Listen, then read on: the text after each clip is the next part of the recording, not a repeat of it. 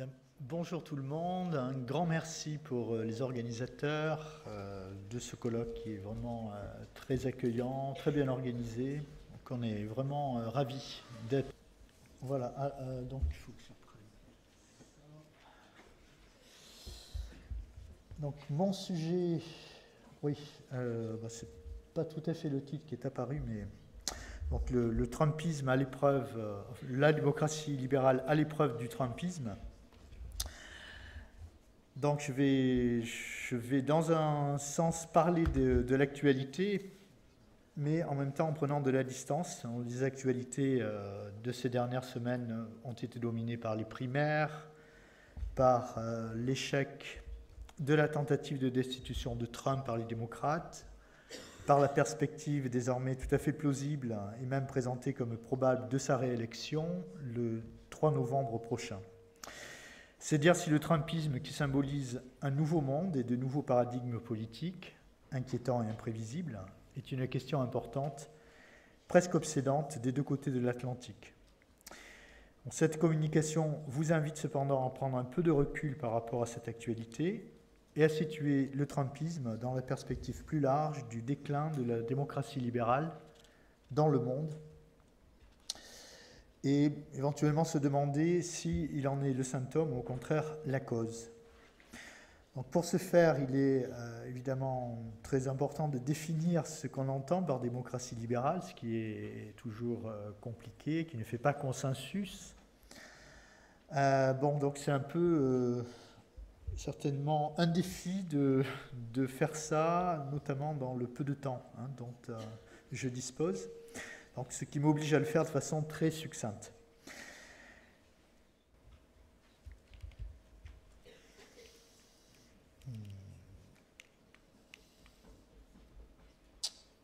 Bon, je vais passer sur ça. Voilà. Alors, donc, je dirais d'abord qu'elle ne se résume pas au néolibéralisme, la démocratie libérale, ni même à une doctrine économique, mais qu'elle est plutôt une philosophie politique dont les origines remontent au XVIIe et au XVIIIe, c'est-à-dire une période qui est pré-démocratique. À notre époque, une définition courte mais néanmoins opérante de ce qu'on appelle aujourd'hui démocratie libérale est qu'elle est centrée sur l'individu, sur sa liberté, sur ses droits, et non pas seulement sur ceux de la majorité.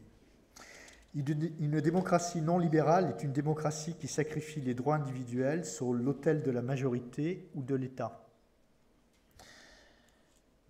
Elle affirme que le principe démocratique qui requiert que la majorité l'emporte sur la minorité ne supprime jamais le principe individuel. Dans une vraie démocratie libérale, le pouvoir de la majorité ne peut aboutir à violer les droits individuels. La majorité gouverne, certes, mais dans le respect des droits de chacun, individu et minorité. Évidemment, c'est un idéal, tout ça. Le but des pères fondateurs américains, donc de la Constitution fédérale, qui régit toujours la vie politique des États-Unis, était éminemment libéral parce qu'il consistait à protéger les individus de la tyrannie de l'État et de celle de la majorité, en érigeant de contre-pouvoirs à l'un et à l'autre. Plus généralement, toutes les démocraties libérales reposent sur trois idées politiques typiques des Lumières, qui représentent encore de nos jours leur fondement, les contre-pouvoirs, je viens d'en parler, mais aussi la séparation des pouvoirs et la représentation. Une démocratie libérale repose aussi aujourd'hui sur l'existence de contre-pouvoirs émanant de la société civile, celui de la presse, évidemment, des associations, des syndicats.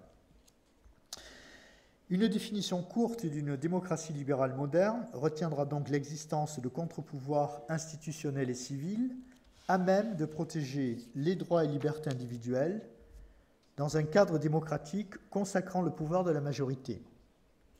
C'est du moins de cette définition que l'on peut partir pour montrer en quoi, aujourd'hui, elle est en crise et surtout pour expliquer le rôle du Trumpisme dans cette crise.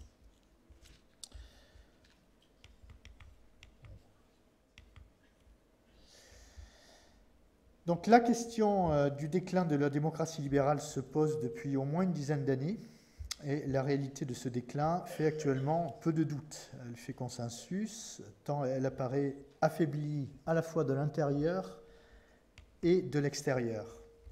Donc cette question du déclin aurait par contre paru saugrenu il y a une trentaine d'années, au sortir de la guerre froide, lorsque la démocratie libérale apparaissait comme l'horizon indépassable de l'humanité, dont le triomphe définitif sur le modèle alternatif de démocratie populaire, donc le modèle alternatif communiste. Et donc, il y a, au sortir de la guerre froide, ça on parlait plutôt de fin de l'histoire, du moins de l'avènement d'un monde définitivement acquis à la vision libérale. Que s'est-il donc passé entre-temps ? Les raisons à la crise de la démocratie libérale sont multiples, proviennent à la fois de l'évolution du monde depuis la fin de la guerre froide et aux problèmes que cette évolution engendre dans les pays occidentaux, berceaux de la démocratie libérale. Il y eut d'abord le retour des guerres et de la violence, à rebours de la promesse d'un monde pacifié et acquis à la paix et à la prospérité libérale. Retour des guerres en ex-Yougoslavie dans les années 90, retour de la violence avec le terrorisme, en particulier, bien sûr, les attentats de 2001 à New York, qui suggéraient que le modèle de démocratie libérale n'était pas aussi unanimement accepté qu'on le pensait. Et il y eut aussi les réactions à cet attentat, qui, loin de rassurer sur la pérennité du modèle libéral, a suscité beaucoup de questions sur sa valeur, sur sa légitimité. La guerre d'Irak a durablement terni l'image des États-Unis et partant celle de la démocratie libérale dans le monde, affaiblissant d'autant son pouvoir d'attraction. Avec cette guerre, Bush a discrédité pour longtemps toute politique de promotion de la démocratie parce qu'elle était désormais associée à l'impérialisme et au militarisme. Ce discrédit explique en grande partie la prudence de son successeur, Barack Obama, et sa réticence à soutenir pleinement les révolutions du printemps arabe. Le modèle de la démocratie libérale et de l'économie de marché qui lui est associé fut aussi durablement mis à mal par la crise de 2008, la plus grave depuis la Grande Dépression des années 30, et plus généralement par les excès du néolibéralisme depuis la fin de la guerre froide. Il semble que l'absence de modèle alternatif et l'hégémonie, son hégémonie, ait libéré ses aspects les plus excessifs et empêché toute tentative de régulation. Là encore, l'image des États-Unis, d'où est partie la crise de 2008, et du modèle économique occidental dans son ensemble, ont été durablement abîmées. Ceci dans un contexte international en mutation, caractérisé par la fin de l'hégémonie occidentale et l'essor longtemps annoncé, mais cette fois effectif, de puissances non occidentales et non libérales, au premier rang desquelles la Chine. Cette dernière a en effet connu un développement économique fulgurant au cours des 30 dernières années, grâce notamment à son ouverture économique, mais contrairement à ce que les pays occidentaux ont longtemps pensé, elle ne s'est pas pourtant démocratisée ou politiquement libéralisée.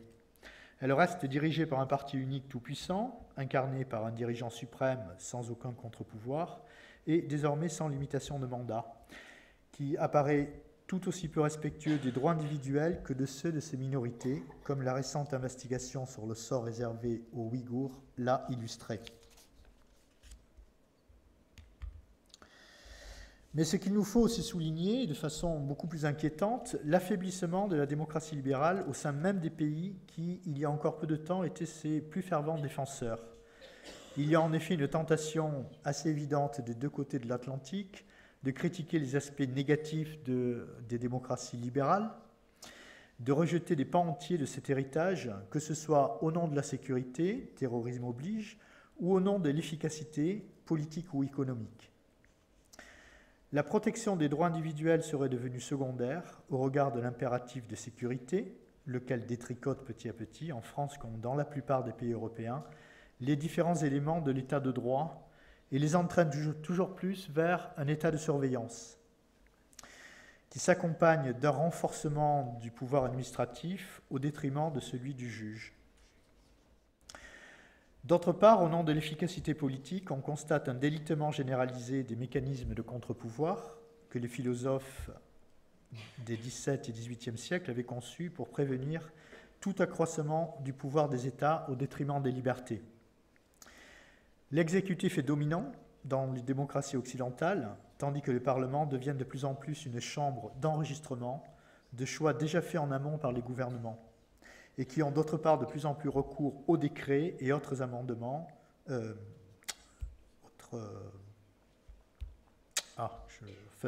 plus en plus recours aux décrets pour court-circuiter tout débat. Le peu d'importance accordée au débat parlementaire, souvent perçu comme une perte de temps, est très significatif des idées dominantes de notre époque, qui sont orientées vers l'action au détriment de la réflexion et de la concertation. Une telle orientation est inquiétante, car si l'efficacité devient le seul critère, il est clair que les régimes autoritaires ont un réel avantage et apparaissent comme un modèle, et ils ne se privent d'ailleurs pas de l'affirmer. L'illustration sans doute la plus frappante de l'état de fragilité actuel de la démocratie libérale européenne se trouve là même où elle est née, en Grande-Bretagne, qui était pourtant considérée comme son plus sûr bastion. La crise du Brexit y a en effet favorisé l'émergence de ce qui est aujourd'hui considéré comme une des principales menaces pour la démocratie libérale, c'est-à-dire le populisme. Car ce qui apparaît comme un trait distinctif du populisme, par-delà la diversité des dirigeants qui y sont associés, et leur opposition à la démocratie représentative, donc au pluralisme. En affirmant être les seuls représentants du peuple, et niant par là même le pluralisme inhérent à toute société, ils refusent toute légitimité aux institutions représentatives et, au nom du peuple, s'affranchissent de tout contre-pouvoir, que ce soit ceux des institutions politiques ou de la société civile. Or, c'est bien ce qu'a fait Johnson depuis son arrivée au pouvoir, la décision la plus significative étant la suspension du Parlement britannique pour l'empêcher de délibérer sur le Brexit. Le ministre n'avait suspendu le Parlement pour l'empêcher de légiférer. Johnson montrait de façon non équivoque qu'il se considérait comme un porte-parole plus légitime des Britanniques que le Parlement, alors même que celui-ci était depuis 3 siècles considéré comme tel. Johnson oppose donc deux souverainetés, populaire et parlementaire, et de façon caractéristique du courant populiste, s'autoproclame unique et détenteur de la première pour mieux éliminer la deuxième. Un néologisme est de plus en plus utilisé pour nommer cette tendance politique hostile au libéralisme, tout particulièrement en Europe de l'Est, la démocratie illibérale, dont le champion autoproclamé est Viktor Orban, le Premier ministre hongrois. Comme les populistes, les dirigeants des démocraties illibérales affirment agir au nom de la souveraineté populaire, voient dans l'état de droit un obstacle à la démocratie et considèrent les juges comme l'ennemi du peuple. Dans les États forts qu'ils dirigent, il ne doit rien y avoir entre le dirigeant et son peuple. Ils s'efforcent donc de réduire au silence les associations, les syndicats, les partis d'opposition, et plus généralement tous les citoyens qui ne partagent pas leurs idées et leur conception de la nation. Donc voilà le décor un peu en arrière-plan, ce déclin de la démocratie libérale, donc, et le trumpisme dans tout ça. Alors, vous aurez sans doute en partie reconnu Trump dans la description du populisme ou de la démocratie illibérale. Mais son lien avec le déclin de la tradition libérale est double. Il y a d'une part son rôle en tant que garant de l'ordre constitutionnel des États-Unis, donc l'aspect intérieur, d'autre part l'orientation qu'il donne en tant que chef de l'exécutif et des armées à la politique étrangère des États-Unis. Donc c'est ces deux aspects que je vais aborder. L'aspect intérieur d'abord, où on peut voir que le trumpisme représente réellement une régression démocratique sans précédent. Le mode de gouvernance de Trump, ses pratiques tout à fait singulières, caractérisées par la transgression permanente, sa volonté affichée de rupture avec la tradition et les normes politiques des États-Unis, sont la plupart du temps contraires à l'état de droit, qui est pourtant bien établi aux États-Unis, mais dont Trump ne semble pas connaître, ou en tout cas reconnaître la valeur. Nous trouvons chez Trump, comme chez les autres populistes, une posture profondément illibérale, consistant à présenter ses électeurs comme le vrai peuple, dont il serait le porte-parole, et à désigner à la vindicte populaire tous ceux qui s'opposent à sa politique ou à ses idées, et à les désigner comme ennemis. Cette vision des choses est tout à fait antinomique avec le principe cardinal de la démocratie libérale que j'ai utilisé tout à l'heure pour la définir sommairement, à savoir le pouvoir de la majorité ne peut aboutir à violer les droits individuels et ceux des minorités. Il est d'autant plus choquant que Trump présente le principe majoritaire comme la seule source de légitimité qu'il n'a pas été élu par une majorité et ne doit son élection qu'à la complexité du système électoral états-unien. Comme la plupart des populistes, Trump s'attaque à tous les contre-pouvoirs, qu'ils soient institutionnels ou qu'ils émanent de la société civile, par tous les moyens possibles et sans retenue ni scrupule. La liste des atteintes est longue, mais on peut notamment citer les suivantes. Le mensonge, d'abord, qui est une des caractéristiques les plus évidentes de sa façon de gouverner. Il ne se passe pas un jour sans qu'il mente. Or, la vérité est importante en démocratie, car si rien n'est vrai, s'il n'y a plus de différence entre vérité et mensonge, il n'y a plus de fondement à la critique du pouvoir, ce qui ferait la voie à la tyrannie. La calomnie ensuite, là encore, Trump ne s'en prive pas envers tous ceux qui ne partagent pas ses idées. Ensuite, ses attaques contre le pouvoir judiciaire, la diabolisation des juges qui ne vont pas dans son sens, notamment en ce qui concerne sa politique migratoire. Donc il diabolise ceux qu'il appelle les juges d'Obama, Obama Judges. Chaque fois, il sous-entend que ces juges outrepassent leur pouvoir et l'empêchent d'accomplir la volonté du peuple américain, ce qui est bien sûr une négation de la séparation et de l'équilibre des pouvoirs voulus par les pères fondateurs, qui certainement se retourneraient dans leur tombe s'ils voyaient ce qui se fait dans le cadre de la Constitution qu'ils ont conçue, justement dans le but de prévenir tout abus de pouvoir. Trump s'en prend d'autre part aux directeurs des agences fédérales dont il désapprouve les décisions, en dépit de leur indépendance reconnue de longue date. Il a ainsi limogé le directeur du FBI, James Comey, en mai 2017, parce qu'il ne lui était pas assez favorable sur le dossier de l'ingérence russe dans la campagne électorale de 2016. La Réserve fédérale américaine aussi, la Fed, dont l'efficacité et la légitimité reposent justement sur son indépendance, est régulièrement critiquée par le président dès qu'elle préconise quelque chose avec quoi il n'est pas d'accord. Trump est aussi le premier président à désigner la presse comme ennemi du peuple américain. Il a plusieurs fois suspendu l'accréditation de journalistes à la Maison-Blanche lorsqu'il lui pose des questions embarrassantes et n'hésite pas à les prendre à partie durant les conférences de presse à la Maison-Blanche, avec une violence inédite. Ses propos contre Jim Acosta, journaliste de CNN en 2018, étant une illustration particulièrement frappante de cette violence.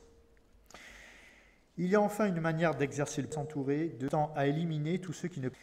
On pense bien sûr au nombre record de démissions au sein de son cabinet, qui a commencé avec celle de Michael Flynn, le conseiller à la sécurité nationale, 24 jours seulement après sa nomination. Mais il y a aussi ce qu'on peut appeler une précarisation organisée des membres du gouvernement, qui se caractérise par un nombre record de postes non pourvus, plus de 3 ans après son élection. Dans la plupart des ministères, un tiers des postes renouvelés ne sont toujours pas pourvus. Ce qui, conjugué à la valse des ministres, crée une instabilité record et la multiplication des intérimaires. Les intérimaires sont moins légitimes, plus serviles et se prêtent plus à l'exercice vertical du pouvoir que Trump affectionne. S'ils peuvent pénaliser l'action gouvernementale, ils permettent aussi de rendre plus difficile le contrôle du Congrès parce que, contrairement aux titulaires, leur nomination ne requiert pas la confirmation du Sénat.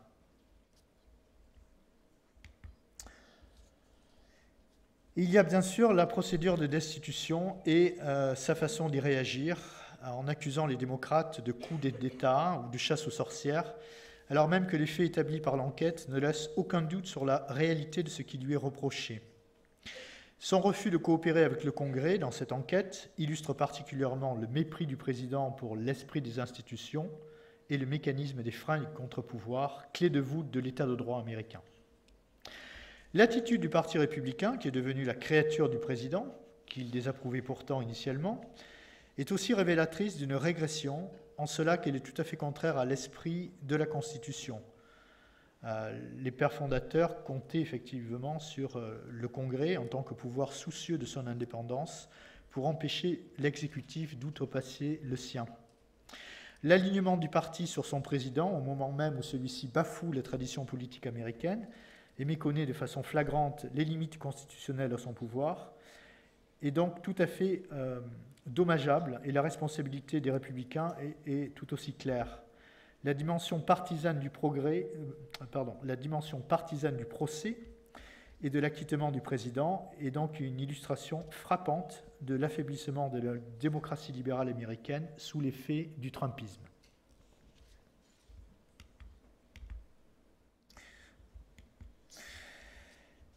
Donc, il y a d'autre part un deuxième aspect négatif du trumpisme sur la démocratie libérale par le biais de sa politique étrangère, maintenant. Peu de présidents des États-Unis ont été à ce point indifférents au sort de la démocratie libérale dans le monde, qui a, la plupart du temps, été associé à l'intérêt national, voire à la sécurité des États-Unis. Le trumpisme représente bel et bien une exception, non seulement par cette indifférence et parfois son hostilité aux démocraties libérales étrangères et le soutien qu'il apporte à ses adversaires, mais aussi par son opposition à l'ordre international libéral érigé par les États-Unis après la Deuxième Guerre mondiale, basé sur le multilatéralisme et le libre-échange. Ce qui est évidemment une aubaine pour les régimes autoritaires en général et la Chine en particulier, qui profitent grandement non seulement du retrait des États-Unis, mais de leur bienveillance à leur égard. En effet, Trump semble apprécier les hommes forts et despotiques, tandis qu'il entretient des relations très conflictuelles avec ses alliés démocratiques. Il a publiquement félicité Poutine et Al-Sisi d'avoir emporté des élections frauduleuses. Il a même évoqué avec admiration la décision de Xi Jinping de supprimer les limites à son mandat à la présidence chinoise. A l'inverse, ceux qui se battent pour la démocratie libérale aujourd'hui, on pense en premier lieu à Hong Kong, ne sont absolument pas soutenus par les États-Unis, en tout cas pas par le président. Mais ce qui est vraiment inédit, c'est que Trump va jusqu'à soutenir les adversaires actuels de la démocratie libérale, c'est-à-dire les partisans de la démocratie illibérale, notamment en Hongrie et en Pologne.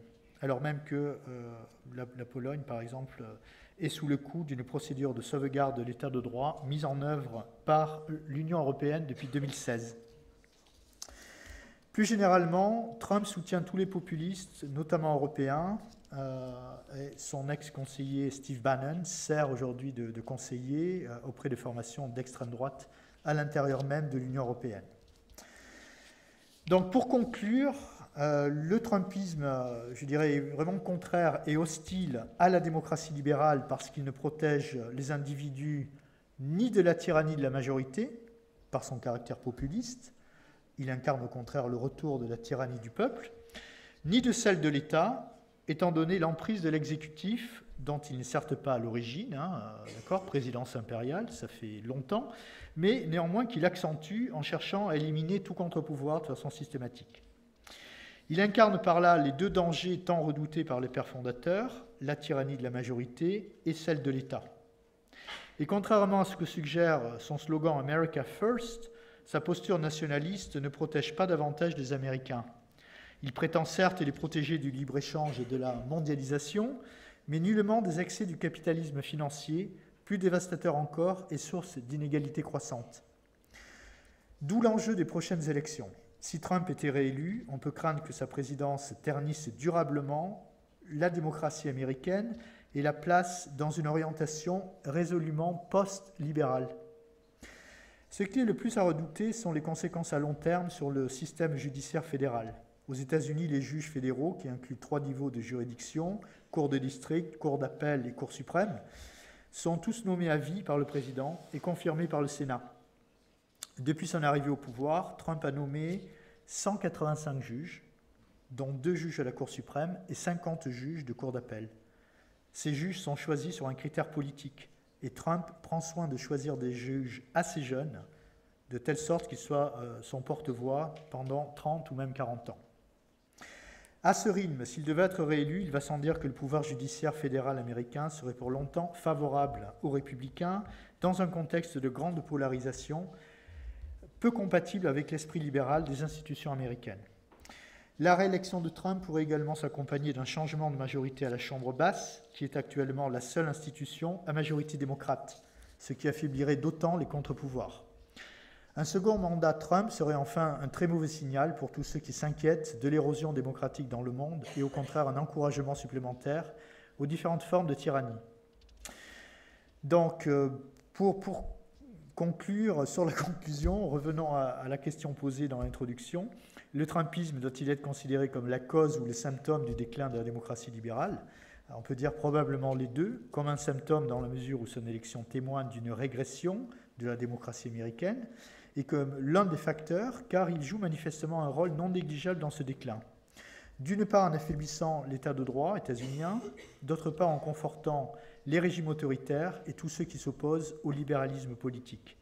Trump peut sans doute être considéré comme un facteur aggravant dans la mesure où son élection est arrivée au plus mauvais moment, dans un contexte caractérisé par une crise de la démocratie libérale et par l'avènement d'un monde illibéral qu'il contribue grandement à façonner. Je vous remercie.